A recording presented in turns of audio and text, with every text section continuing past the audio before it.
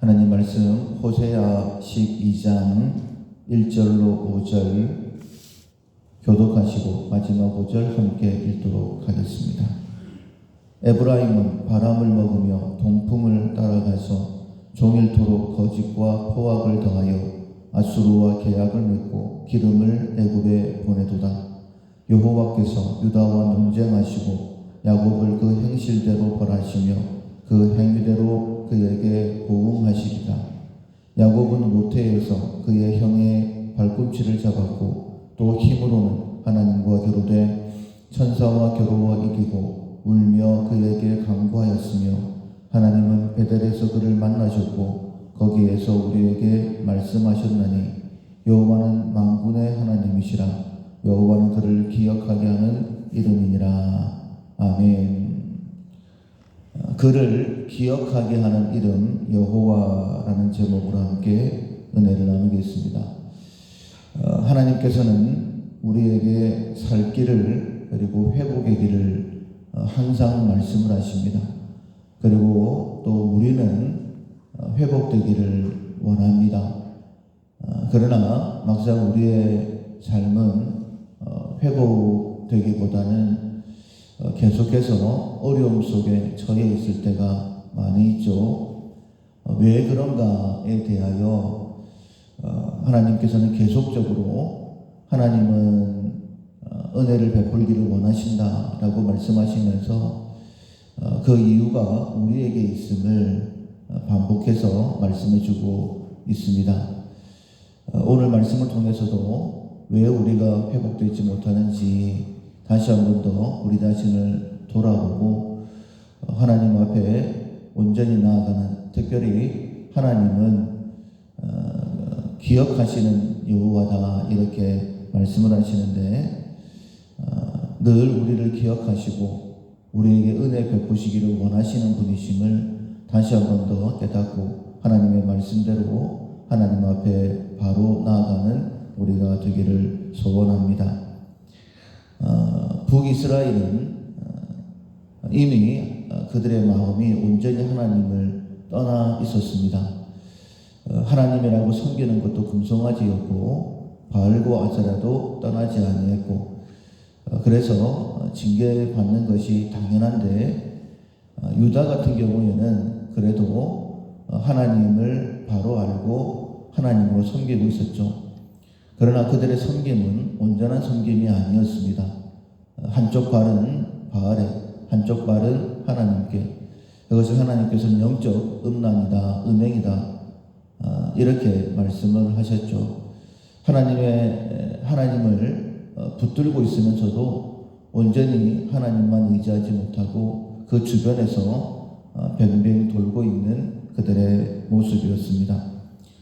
그러나 결국 온전히 하나님만 의지하지 못했기 때문에 바벨론에게 망했다라는 것 우리는 역사적으로 잘 알고 있습니다.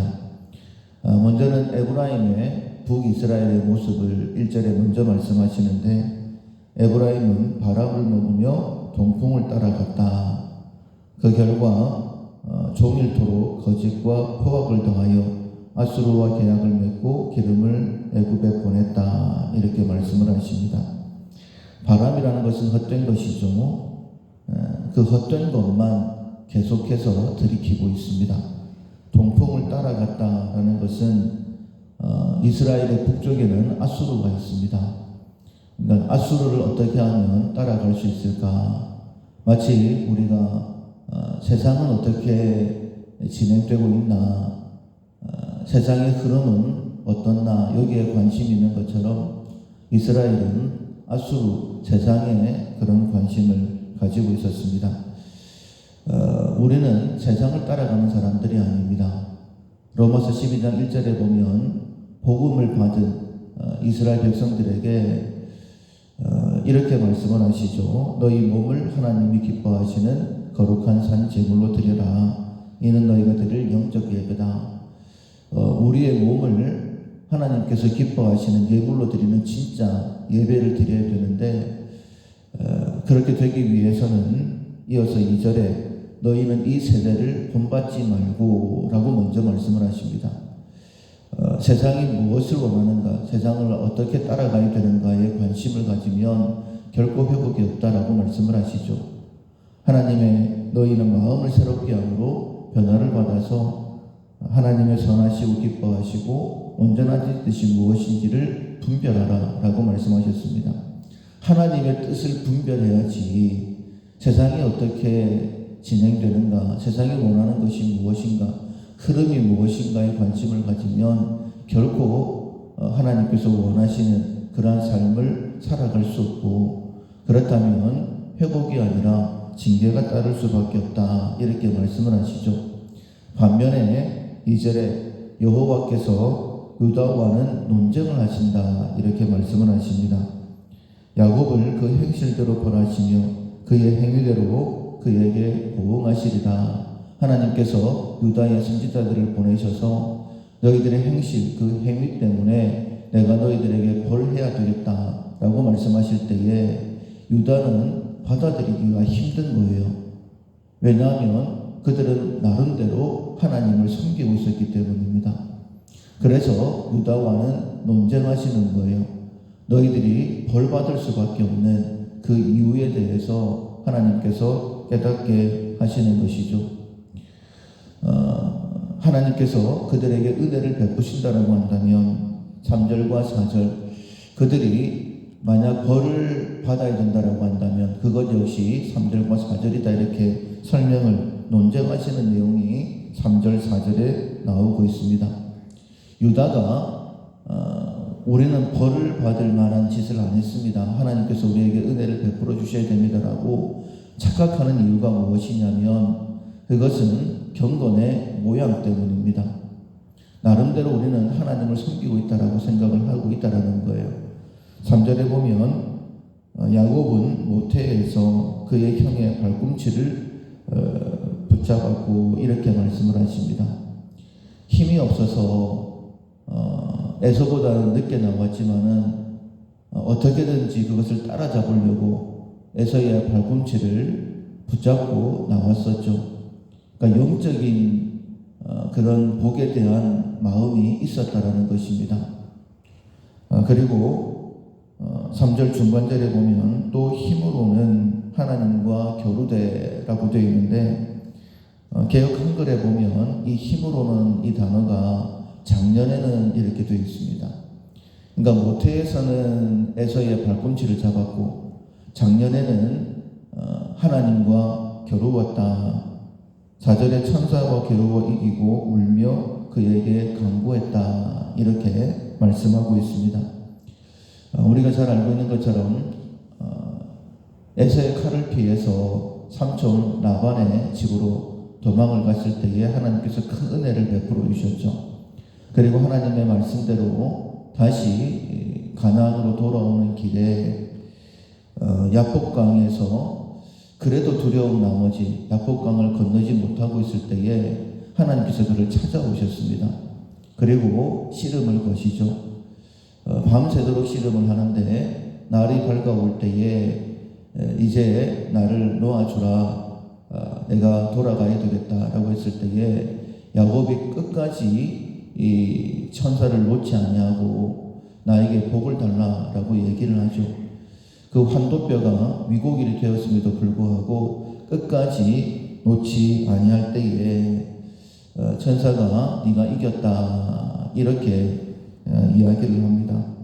복에 대한 열망이, 하나님께서 내게 복을 주셔야 된다는 그 마음이 얼마나 간절했던지 뼈가 위골되면서까지 천사를 놓지 않았던, 하나님을 놓지 않았던 야곱의 모습을 볼 수 있습니다. 그리고 네가 이겼다라는 것을 잊지 않게 하기 위해서 그의 이름을 이스라엘로 바꾸어 주셨죠. 지금 그 이스라엘입니다. 우리는 끝까지 하나님을 놓지 않고 있습니다 라는 그런 마음을 지금 유다는 갖고 있는 거예요. 뿐만 아니라 하나님은 베델에서 그를 만나셨고 거기에서 우리에게 말씀하셨다라고 말씀하고 있습니다. 계속해서 연약한 야곱의 모습이었습니다. 비록 야복강 나루터에서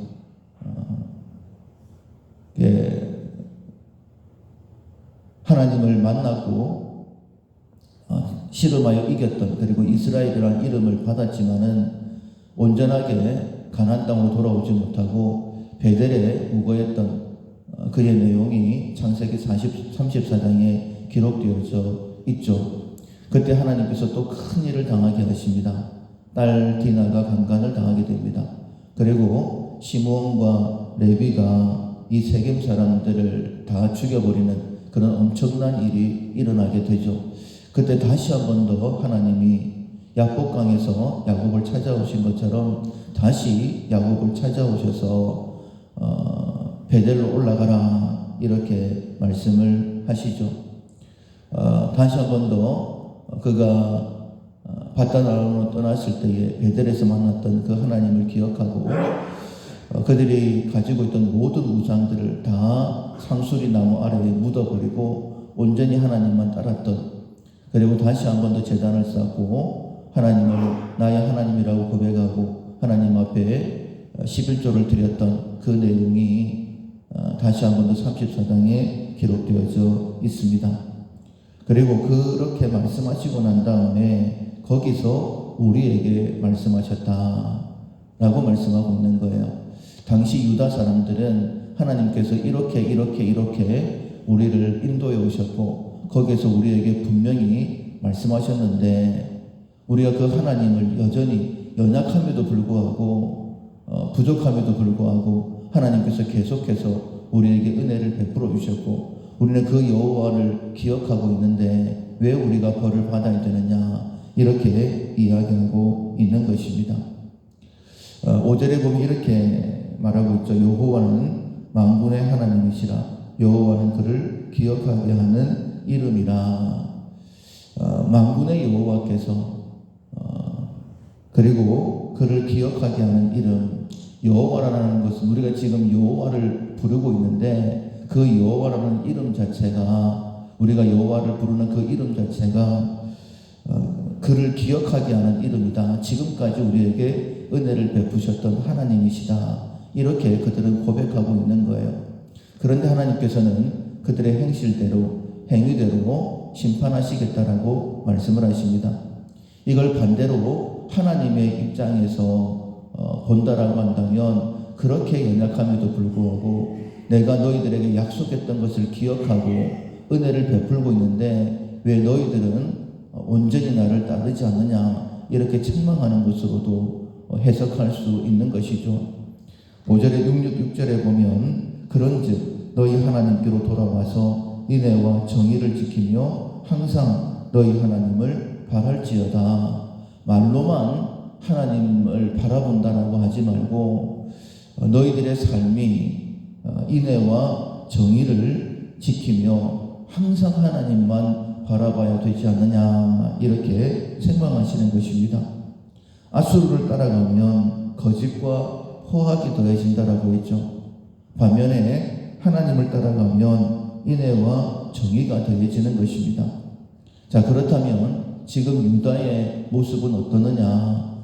아수르를 따라가면서 거짓과 포악이 더해지는 그런 삶이냐? 아니면 하나님을 따르면서 인애와 정의가 더해지는 삶이냐?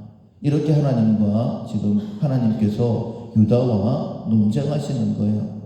지금도 우리에게도 논쟁하신다라고 보면 되겠죠. 우리는 하나님을 믿는다라고 이야기합니다. 하나님께서 나의 삶에 회복을 주시기를 원하십니다. 하나님의 이름을 기억하면서 하나님은 내게 약속하신 모든 약속들을 다 이루어 주셨고 지금까지도 은혜를 베풀어 주셨지 않습니까? 그런데 왜 징계를 말씀하십니까? 왜 내 삶은 점점 더 힘들어집니까? 라고 그렇게 하소연할 때에 하나님께서 논쟁하시듯이 네가 만약 아수를 따라간다면 거짓과 포악이 더해지는 삶이 그 증거로 나타날 것이고 나를 따른다라고 한다면 인애와 정의가 더해지는 그 삶일 텐데 너의 삶은 어떠하냐? 너는 지금 포악과 거짓이 더해지는 그런 삶이니 징계를 받는 것이 마땅하다라고 말씀하시는 것입니다. 다시 한 번 더 이스라엘의 삶을 말씀을 하시죠. 7절에 보면 그는 상인이라 마치 우리의 삶을 상인처럼 말씀하시면서 손에 거짓 저울을 가지고 속이기를 좋아한다. 8절에 에브라임이 말하기를 나는 실로 부자라. 내가 재물을 얻었는데 내가 수고한 모든 것 중에서 죄라 할 만한 불의를 내게서 찾아낼 자가 없으리라. 하나님 보실 때는 모든 것이 불인데 그것을 죄라고 인정하지를 않고 있는 것이죠. 네가 애굽 땅에서 있을 때부터 나는 네 하나님 여호와라. 내가 너로 다시 장막에 거주하게 하기를 명절날에 하던 것 같이 하리라. 전혀 깨닫지 못하니 하나님께서 마치 이스라엘 백성들을 애굽에서 건져내실 때에 장막에 거주하게 하신 것처럼 이제 다시 시작하겠다. 모든 것을 다 거둬가 버리시고 다시 처음부터 시작하자. 이렇게 말씀하시는 것입니다. 10절 말씀에 내가 여러 선지자에게 말하였고 이상을 많이 보였으며 선지자들을 통하여 비유를 베풀었노라. 말씀하고 또 말씀하시고 지금도 유다와 논쟁하고 계시죠. 그럼에도 불구하고 깨닫지 못하고 하나님께로 돌아온 마음은 가지지 못하면서 자기에게 은혜만 베풀어 달라고 그렇게 하소연하고 있는 이스라엘 유다의 모습을 책망하시는 것이죠.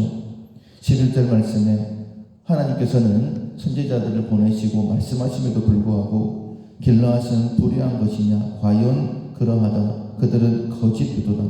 이 길갈에서는 무리가 수송아지로 제사를 드리며 그 제단은 바디랑에 쌓인 돌무더기 같도다. 길르앗이 하나님 앞에 거짓된 모습밖에 없고 길갈에서는 은혜의 장소인데 금송아지를 세워놓고 그것을 하나님이라고 제사를 드리고 있으면서 그 제단들이 돌무더기가 쌓이는 것을 마치 바디랑에 쌓인 돌무더기 같다 이렇게 표현을 하시는 것입니다. 다시 한 번 더 12절에 보면 야곱이 아람에 들로 도망하였으며 야곱이 아람으로 도망갔던 이유는 에서 때문이죠. 자기 꾀로 하나님의 복을 받으려고 했던 약속을 붙들지 못하고 인간적인 방법으로 에서를 속였기 때문에 야곱을 아람으로 도망갔던 것입니다. 이스라엘이 아내를 얻기 위하여 사람을 섬기며 아내를 얻기 위하여 양을 쳤다. 라헬과 레아를 아내로 얻기 위해서 14년 동안 삼손을 섬겼던 그 이야기입니다. 하나님께서는 야곱을 위하여 모든 것들을 다 예비해 놓으셨죠. 에서를 속이지 않았다 할지라도 그리고 삼손 라반을 섬기지 않는다 할지라도 이 모든 복들은 원래 야곱에게 하나님께서 주시려고 하셨던 복입니다. 그런데 자기 꾀로 정말 고생하면서 이 은혜들을 이 복을 지금 받은 것이었죠. 야곱이 이런 복을 받은 것은 자기의 꾀 때문이 아니라는 것은 우리가 알고 있습니다. 전적인 하나님의 은혜였죠. 지금도 마찬가지입니다.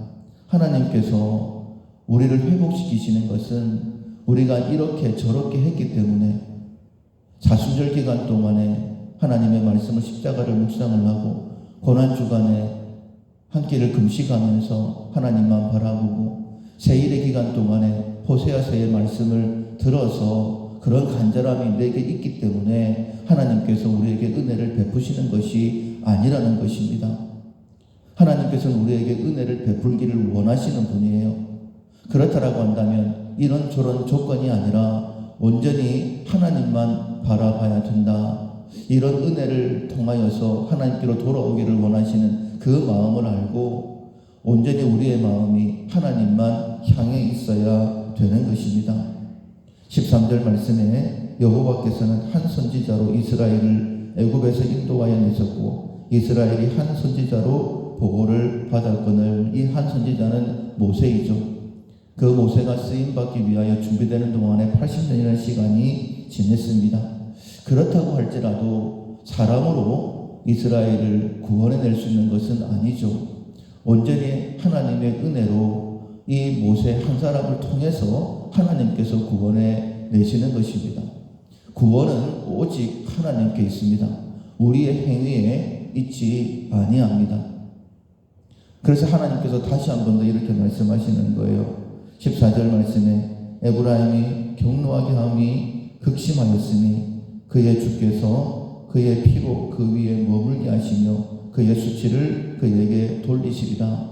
구원도 하나님께 있지만은 돌아오지 아니하는 이스라엘 위에 하나님께서 그의 피로 그의 위에 머물게 하셨다. 징계는 하나님이 하시는 것이다.